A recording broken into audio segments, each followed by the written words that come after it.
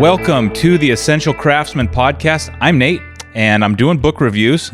Originally, the plan with these was to have my dad and I both read the same book and be able to talk about them, but that's been difficult to do. I know he's reading a lot, but we have had a hard time reading the same book, so I'm going to just get caught up and try to tell you about the books I've read, and the goal here will be to not summarize them or spoil them, but just to give you an idea that they exist, and if one of them sounds interesting, then I recommend all of them as worthwhile reads.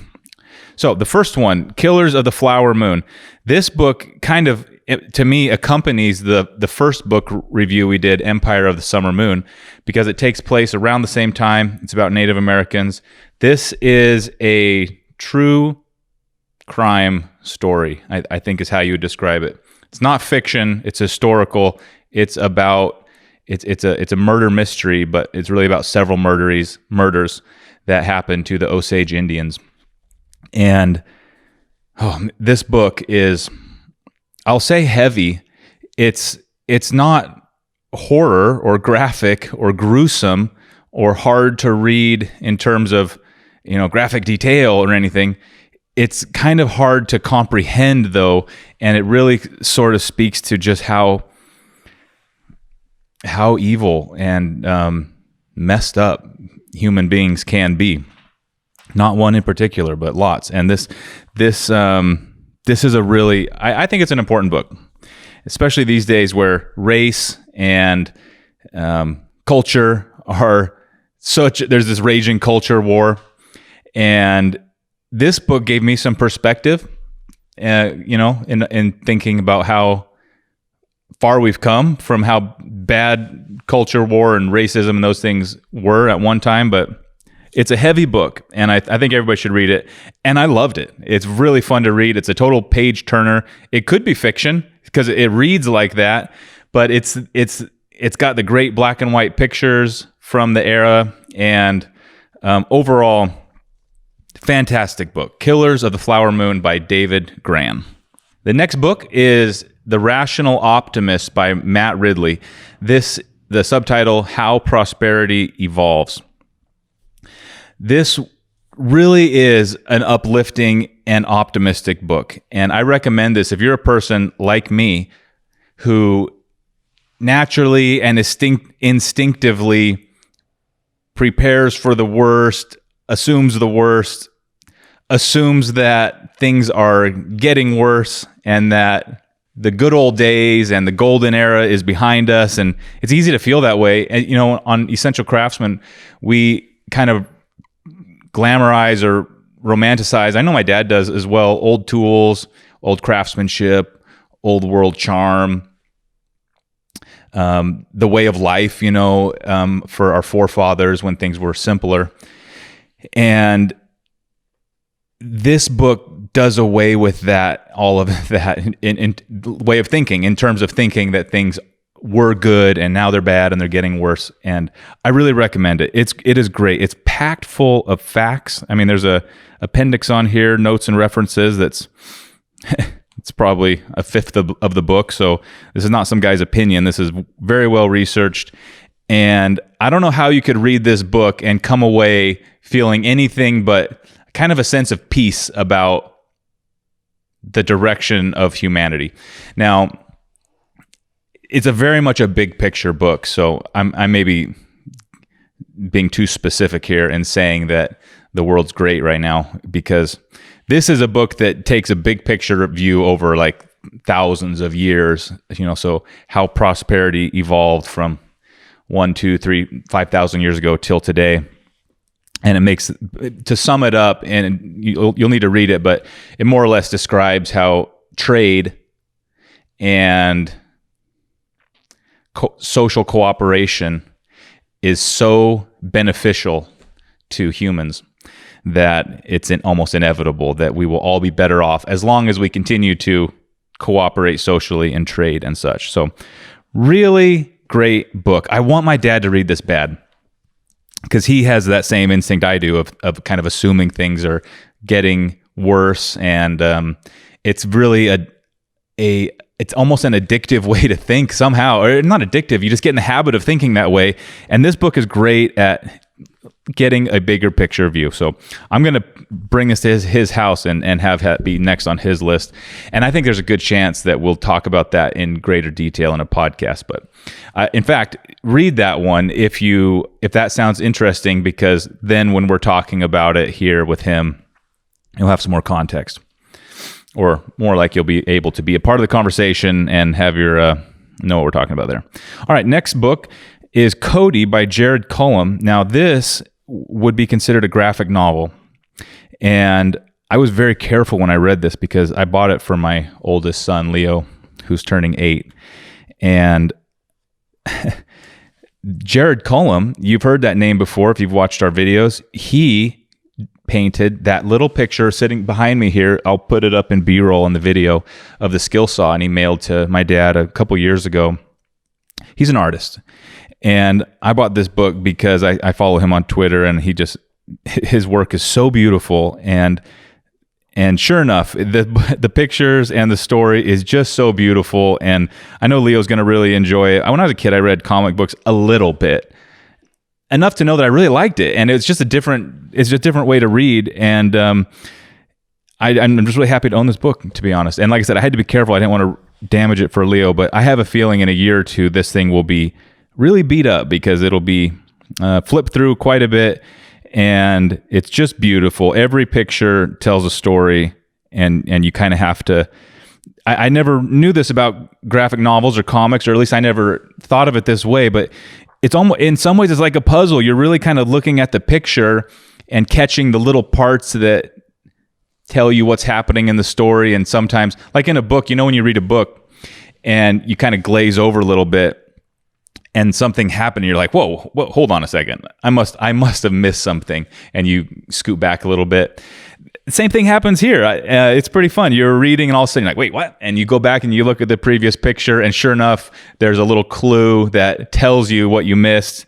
And it's a book about friendship between a little girl and this really big bear. And it's just beautiful. $15.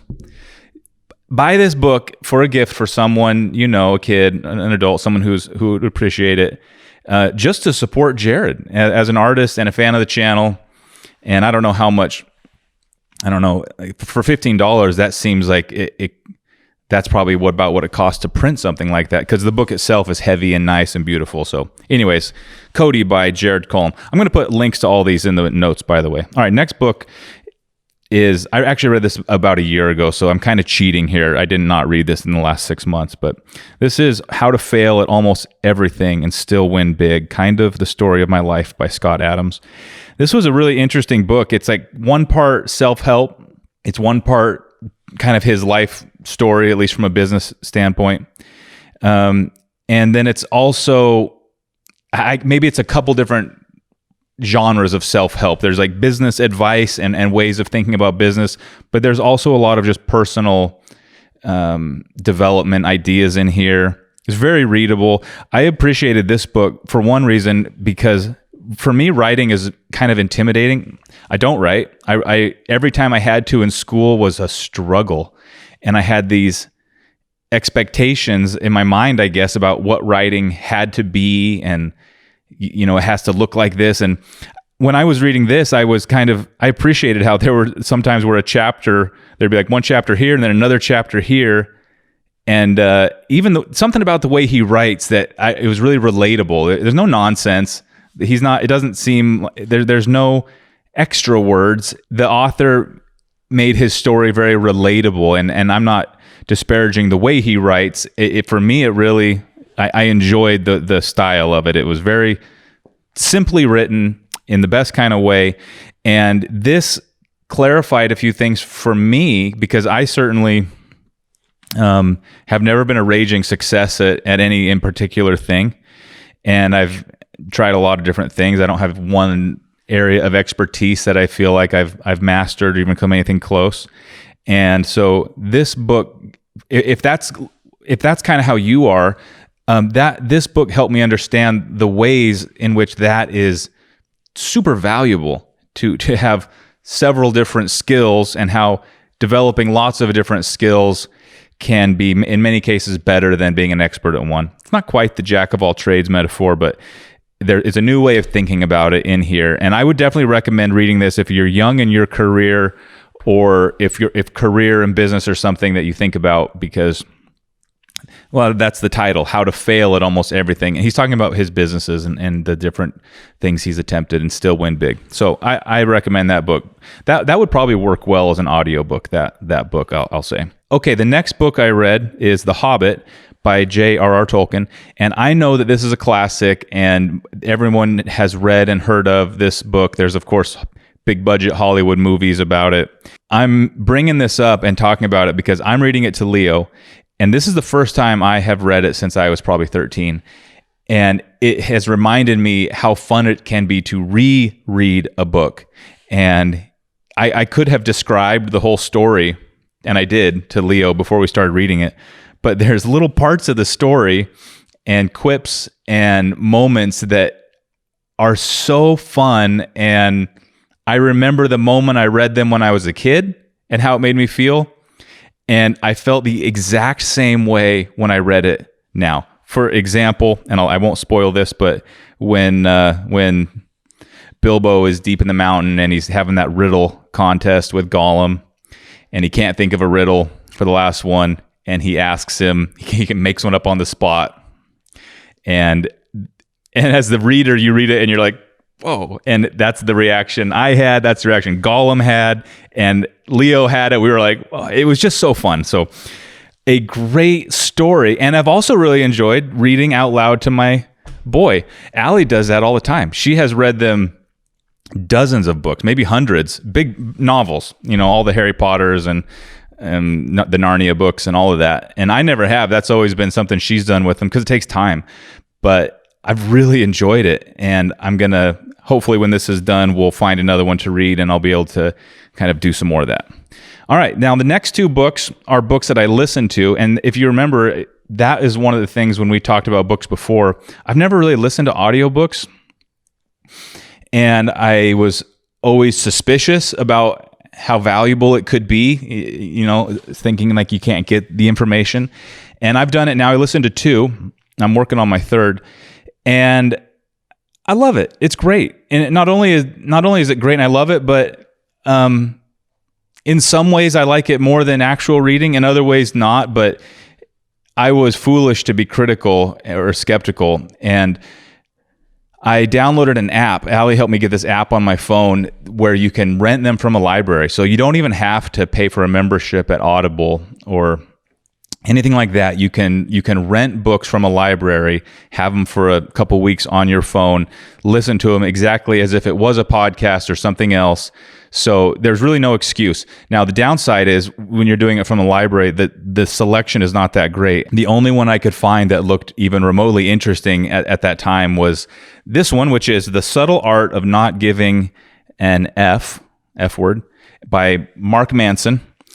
And this is a self-help book. And I really liked it. And I think it was perfect for audiobook because my suspicion was correct. I think I might have only absorbed 80% or 70% of the meat of the book by listening to it, as opposed to if I had been reading it myself. Although if I was reading it, maybe I only would have got 80 or 90% anyways, maybe less. But I got most of it. It's a book about helping people decide what's important to them and worrying about those things, not the things that are not important. And there's a lot of layers to it, of course.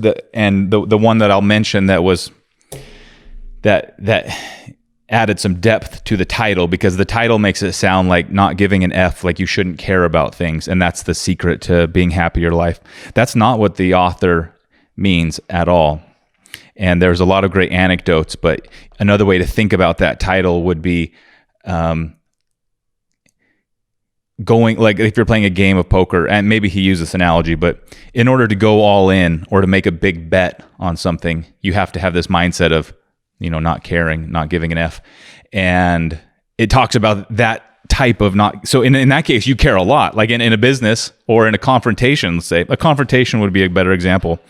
If you approach this confrontation with that mindset of like, I don't care what's going to happen.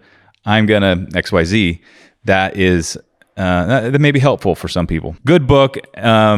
Amazon has 1 billion 5-star reviews. It's a really well-beloved book, so you don't have to take my word for it. But if that sounds like something that could help you, I bet you there's people out there who it's been really, really helpful for. And I'm probably fortunate in my life right now that I have, a good level of personal satisfaction and my family's doing great. So at the moment, I really enjoyed it. I didn't come away feeling like a changed man, which to me is a good thing because I'm really happy and blessed in my life.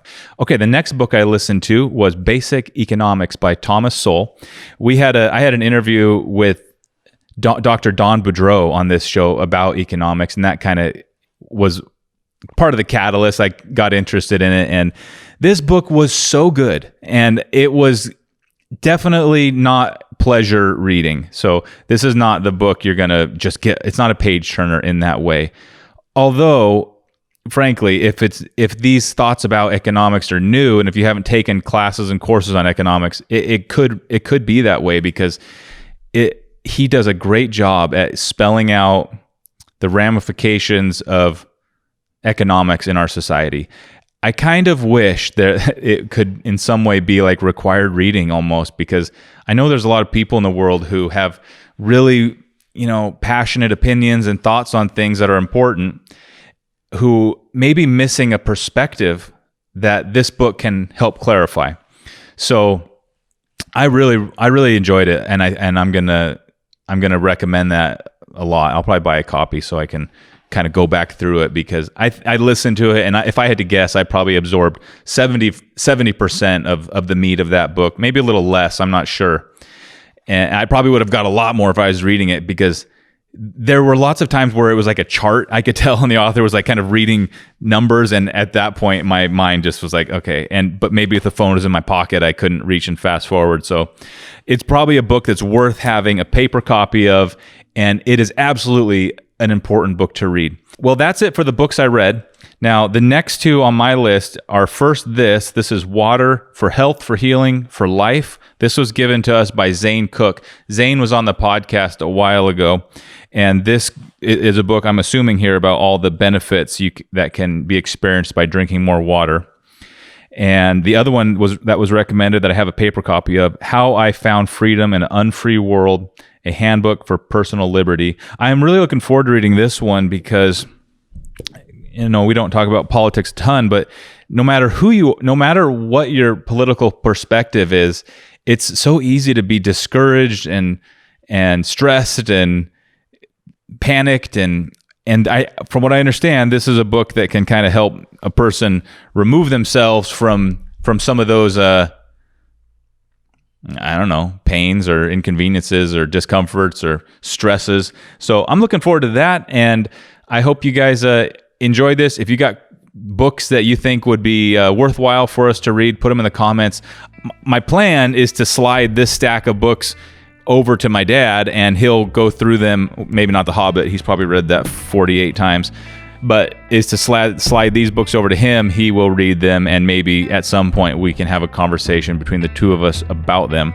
But not sure if that'll happen. He's got his own stack that he's working through, and hopefully we can sit him down and he can do a similar type of discussion. Thanks for tuning in. We'll catch you next time.